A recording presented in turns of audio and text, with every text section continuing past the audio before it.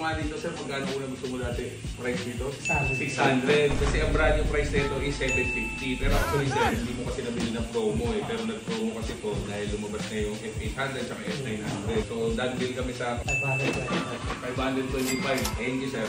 Done deal. Sir, thank you very much sir. Maraming salamat sir.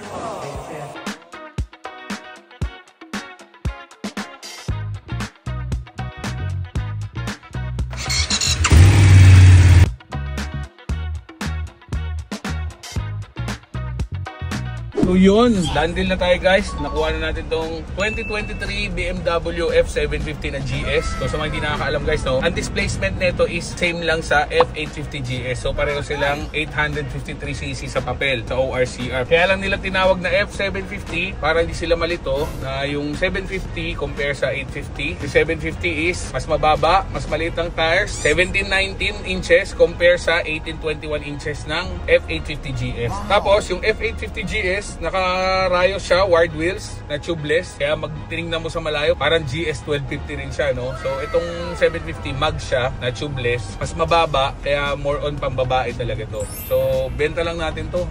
Mura din. Siguro benta lang natin to mga 620 all goods na yun. Ito ginamit lang ng 2 years pero 3,000 kilometer lang, sobrang sariwa.